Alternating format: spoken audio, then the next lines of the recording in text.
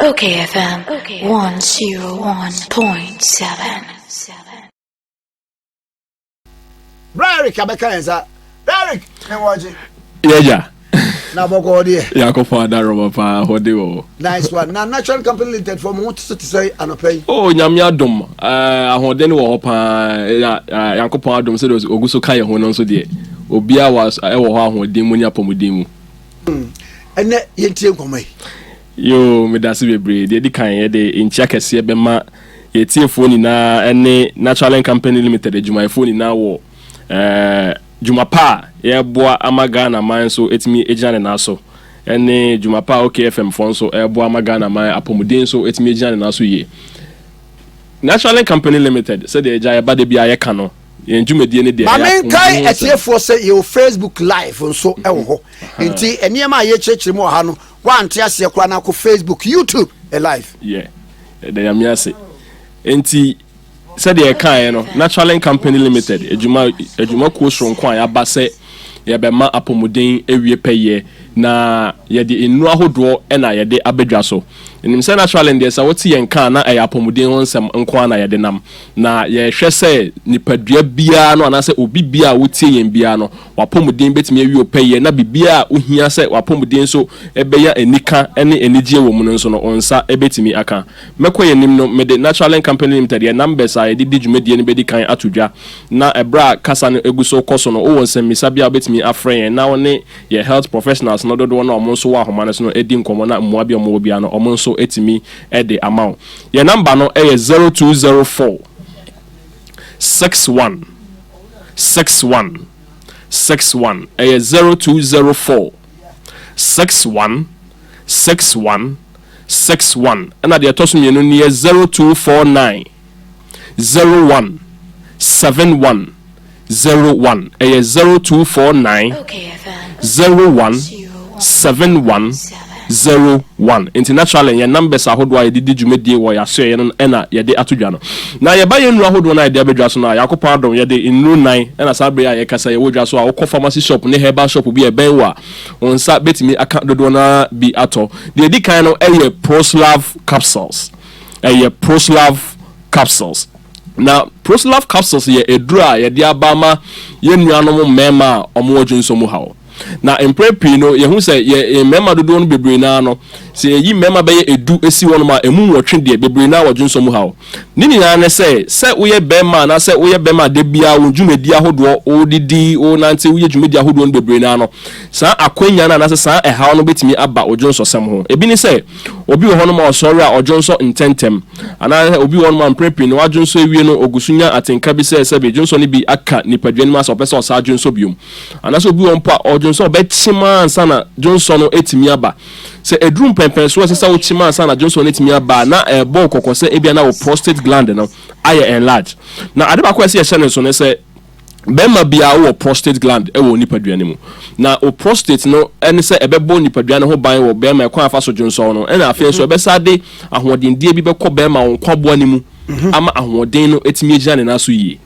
enti se bema wo ho na se o Johnson na ho se how be e ba o Johnson sem no bia na wo bo o Johnson na ne bema mu hyehye no ese ebi akam gise ochima ansa na aba aha enti obi wo ma se de ochima na ansa na aba no ene se bia na edrum pempen so na prostate gland na ye enlarged enti akamia drobe na sen kanso ni femu de ba no enti ama Johnson no entimi emma yi edru san pempen so na net se wo prostate no ehon aka na se bibi ato chima wo ho eno na Natural Company Limited Yankopon adom ye de Proslav capsules e de aba se be ma bia no maintenance se emma wo prostate gland no ehon ka na se maintenance enkodrum pempen so a wo behu san so ni na e wo Johnson mu per Proslav capsules ne binom na emboa na nsisi o prostate gland no enyi san ha ni na enfree wo na de ma Proslav capsules sa dance no eye nhahama ne nubna hodo a ye de fra ye de aye san edrowe de di kan ewo mu eye so palmetto na mehwese yetiefo ne ahwefo mo hwe o Facebook live omo use Android betimi search sa plant we na abra ye guso ye ho cheche no betimi hu sa de na ye ka no Natural Company Limited ya ye hwehwemu ansana de endu ahodo no e de ebedwa so san so pameto we dwumadi ne se eboa siesie o prostate no na afi how bi ba o prostate ne wa eyi san how ni na e dey free wo se eye prostate infection and also eye prostatitis inflammation of the prostate se kura ba o prostate ne ho ebetimi de how bi aba se bi be ma won kwaboa ne mu no eyi san how ni na e free ho na afi so asa bo prostate ne ho ban e free prostate yarewa ahodo ni na ho se eye prostatitis se e kura bi aba o prostate ne ho na se eye prostate enlargement your medical term bebre na because bia wonya BPH and I say benign prostatic hyperplasia. Most of the time no obi wo be kwakotwa scan ya be catch say the prostate na enlarge so we was how ni be a natural company limited they catch us enkechi enfama unya Proslav capsules e be boa ACC prostate no eyi san how ni na efri honom na ansa na obeto aso mamusa e de ne ya na cause some inflammation me da se bebre e just ye kasa inflammation ma mendi kan emfa trauma ni ntwa ho na memfa besi inflammation ho no bebre na me ma bebre no mo prostate problems ni bebre na no ya na edrum pempen so ma bebre na no yemre e wo mpem na edru san pempen so no bebre na be ma bi won ne ho kan hia sima kakra bi na ne ho asane no obi won so sabi ne be ma mu ayemre obi won sa ne be ma ne timi fon ketekete bi won na infection bi na abda ne ho di woni padua ni mu na ama san ha no e de aba na san ha we ni na no we be ma uhia true man capsules eno so be boa edi san kagina mu no e de ama na ejameba inflammation so me de numbers no e di kan asa to dwabium na obi e won samisa obetimi afren na ye ne edi nkita ho naturally ye number no e 0204 61 61 61 0204 61 61 61 and the atosu mienu ni 0249 01 71 01 0249 01 71 01 na ejameba inflammation na woka ho asem ya se ye kasa inflammation ni tintin amu ni na se ekuro aba nipadua ni mu na ye call the medical term ansana inflammation beda ne ho edi no nipa ye nipadua no ye immune system no e wo dwumedi edi de bo nipadua no na ekodrum pempen so eye white blood cells wo nipadua ni mu esesenka ekotia enyarewa ahodo wo nipadua ni mu no ne dwumedie no entimi ndi dwumedie yi embo nipadua ne ho ban ene ma ho kwan ma sa inflammation woni na no eda ne ho edi na ade ba ko ne say ansana sa how we beda ne ho edi no ye nipadua no anase ye immune system no ye honam akwa ne mu bi ese ebo nipadua ne ho ban free yarewa ahodo ho enti se na me kire efa ye wo B cells any T cells wo ye immune system ni mu no ni na se B cells no be ko tia bacteria na se mo ahodo omodi yarewa ahodo eba na T cells na so akotia kokram ana se cancer cells bi beda ne ho edi na afi asa boni padua ne ho ban efri yarewa ahodo ho na se ekodru san pempenso no na sebi unipadua no how bi enkoyi ana se bibi dane ana se dwumedie ne entimi nkoso yi ya ka se nipa we immune system na ho den akofom ana se we immune system no more function ya ka se bibi ye more function na ne se entimi ndi ne dwumedie yi na edru san pempenso na masa inflammation we ya ka ho asem no etimi eda ne ho edi na inflammation ya ka ho asem egu ahodo bebre ye wo ekwanya inflammation egu so etimi da ne ho edi ewo nipadua ni mu na sade be ya yeti fo beti ase ne ka se inflammation na be ka se ekuro se ekuro aba nipadua ni mu se entine ni mu anasa honam akwa ni mu bi na sa ekuro wi aba ho na ansana ebedu sa pempen so na ma inflammation wa da ne ho edi no na chese bibi atosini ewo nipadua ni mu ene se wo immune system na ho bible no akofom na eno no na natural company limited ye pese ye nchehye ma yetiefuo hu na enam so no ntino ye de cell strength capsules e de aba ye cell strength capsules na eduro na kasa di no e kasa ma na ho medi eduro no ye cell strength capsules no ebe explain inflammation yasma ye kan na wo hwe di no eduro no di spelling na kasa na o mo hwe wo social media no ye cell cell strength cell ya kasa cell ewo nipadua ni mu honam akwa no mu nkitinkiti bi akeka boma honam akwa no du empempen so esesa edru na edru san pempen so na ya kasa inflammation ya sa enwoma bi enkoye wo nipadua ni mu ene me kasa inflammation na ye wo stages ana sa enwoma beda ne di e be che inflammation aba nipadua ni mu ana sa ekuro bi aba nipadua ni mu ye ko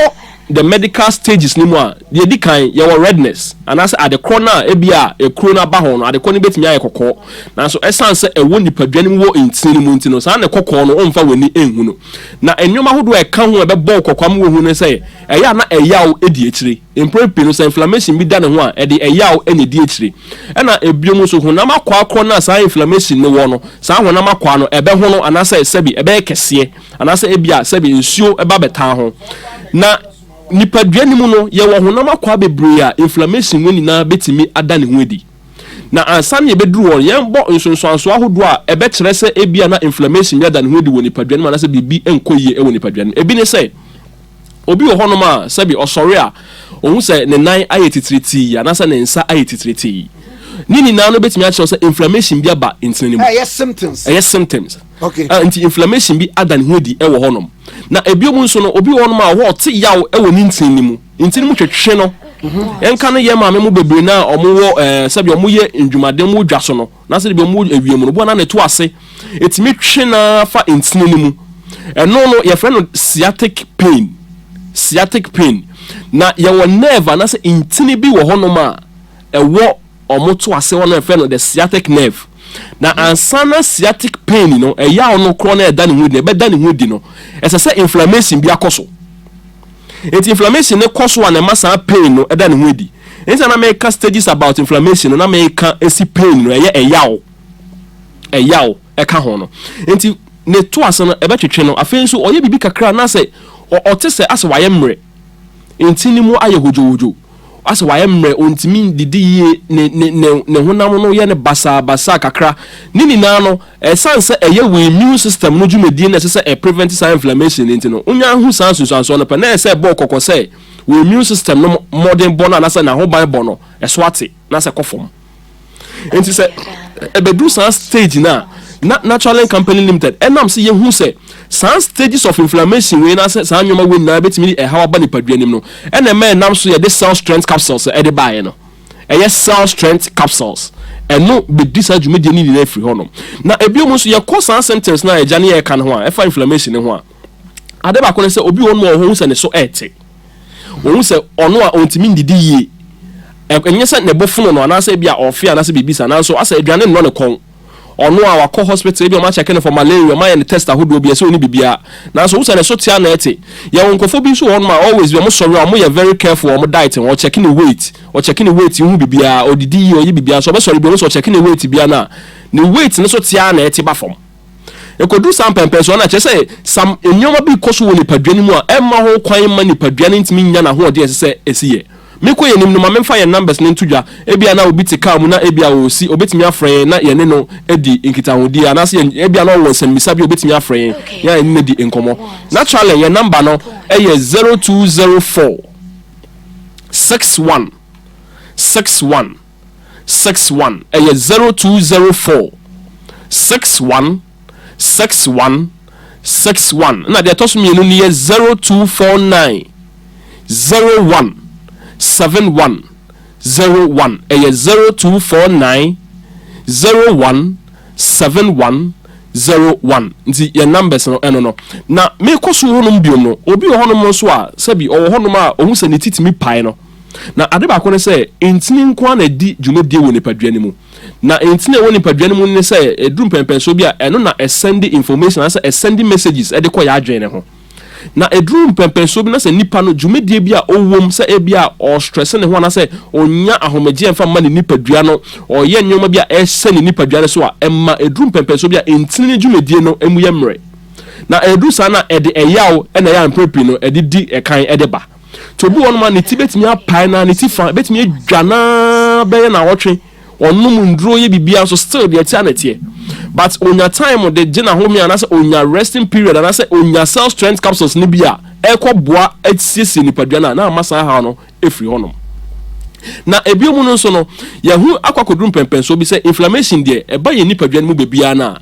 obia onam bia no e how be oda ne hu di bia ne fa pemfri inflammation na ebi ne se emwa wa ba nipadua ni mu a etimi ma inflammation ya ye ka ho asemi etimi da ne hu di enti se ye ko ye mbrebo no ho a inflammation etimi ba ye mbrebo no a ekrotimi ba ye mbrebo no eno na drum pempeso e fe no se hepatitis hepatitis nanso sɛ kodrum pɛmpɛ so a emmoa wa benya akwanya anase virus ne benya akwanya ba obrabo no ho anya ka sɛ ɛyɛ hepatitis B ɛna de baaye na te sɛ hepatitis B no saa aboa wa no ɔno na de saa inflammation no aba o liver ne ho enti yɛwɔ nnwoma bebree te sɛ arthritis inflammation ɛno no ɛkɔ so wɔ ntini ni mu enti obi wɔ no ma wa na aposo na twetwe no obi wɔ no ma ɔtena se na ɔsɔre a ɛde sɛ yɛsɔ ne mu obi obetimi akemu saa obi a ne nan soa no ne nan poapo no so ɔte yaw ɔkɔ ne nsa ne ma sɛ weda ne sesa kakra bi a bo sɛ ne honam dwa no na ne honam yɛ ne basabasa na ne honam ne nan yɛ ne ya ne ntine mu twetwe no obi wɔ no ma ɔtena se kakra bi besi ma mienu pɛ ɔsɔre a ne nan no na yɛ titiriti afei de ɔde ade twa ne nan no kora ɔnte ɛgye sɛ ɔgyina waa bɛyɛ sima kakra ansa na afei de ɛhu sɛ ntini ne mu asate yɛ adwuma ma mogya ɛtumi di afurusane sɛ duru san pɛmpɛn so na ne te sɛ biribi ato so ne wɔ nipadua no mu a ɛbɛtumi ayɛ sɛ inflammation a yɛka ho asɛm yi ɛna de san haw no ɛde aba ne nyinaa no ɛno na Natural Land Company Limited yɛahwɛ hu sɛ daabi Cell Strength Capsules ɛbɛdi saa dwumadie no na Cell Strength Capsules dwumadie no ɛgya ne sɛ saa inflammation wei a yɛka ho asɛm yi ansa na inflammation we betimi free ho no ese say edurokro na be ko nipaduanim no ekuta anti-inflammatory activity se ye ka say anti-inflammatory bibia eye anti bia no na say eye against adekro na ye ka ho asem no enti ye wo inflammation ye wo anti-inflammation na say Cell Strength no okuta enyoma bia eboa kutia sa inflammation ya me ka ho asem yi ene se enyoma hodo a na me bobo so yi se obi a ne ntini mu etwetwe no na aposo eye ne ya ne titimi dwa ne saa obi won ma ontimi ndidi ohun se ne so ete obi won ma otana se ohun se ase awode no ne nsem anyunyunu obi won mo se ofon se bi titiriti ye die ne nsa etimi titiriti ne nan titiriti o hono ma ase na no fa bi ase ohun se ase o feel some symptoms of stroke ebetimi di hawa bobo na aposo obi won ma yama memo mperifo no so de obi won ma otena se ku kakra wodwom na otena wiem kakra na oben eja kakra na osore a asa de yedi edua se de edua bobo na aposo no eni se basa eni ni na ama yede Cell Strength Capsules edi aba no enti Cell Strength Capsules na ekuta hoden di a eboa eyi san enyoma wi ma inflammation we nyina eba no ewo nipaduanim eyi san nyoma ni na free ho enam san anti-inflammatory activities na ewo mu no edisa dwumedi ni na eyi ni na edi free honum enti sana eja di na kwakọ natural Cell Strength no ye de akwakọ se oye ene ye beda se panti closing remarks ni saying wadalma say no de ye pese ye ma yetiefuo hu ne say mentna se emma apomuden no anase nipaduane mu enhojohojo ansa na wetu ho anamo abo nipaduane ho ban ye ni se san pempen so ya ye dru ni na ye nim se vaccine aba ye gu so ewo for covid nanso esese ye ma yetiefuo ni na ho se immune system no ehu hia enye covid nko na ebe ko tia o immune system no ya wo yare ahodo bebre na ewo ho ansa na covid no eba ebe sori tia o immune system no na ebiom nso no nipa bia no wo ho no ma asese wo ma weni ekon ho esan se nipa dua no ahoden wo mu a na ekutia yarewa ahodo a ye ka ho asem no na ade ba kwese ye hye nso ne se obi bia utie mi bia na se wo hwe social media Facebook live bia no unya Cell Strength Capsules de ema Cell Strength Capsules dance no a me pese yetiefu hu ebra ye kɔ ne se unipadua no wo cells ewo nipadua ne mu se de bia me boso se ye wo B cells ne T cells no na udwumedie bia adane mu wo sori a wo ye bia no ne fa pem no ejina wo cells ne so enti sa wo cells ne ye mra ene ma wo hu se bibi enkoye wo nipadua ne mu empempe so obe hu se bibi enkoye wo nipadua ne na che se bibi atosini ewo nipadua ne mu ye professor ba ko ka kire se ansa na wo be hu se bibi nkoye wo nipadua na che se haw kro no edi kan hyase ekoso ebi ne se ansa na obehu se wuti hyase e pai wo no na che se haw na ekoso wo moja ne ma na se ntini haw na hyase e da ne ho di dada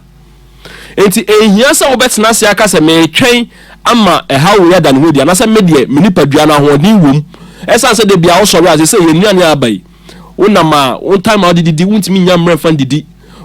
unya time mfa nje wa home obi obekọ adwuma so bepọ na dwo okoya no akoda enti san nwoma ne dwumedi ahodo asani na no ama ho akwan ma ye nipadua na ho odin esese bo nipadua na ho ban no akwanya kakra na se akwanside kakra aba ho nini na no na ye bokoko se unya Cell Strength Capsules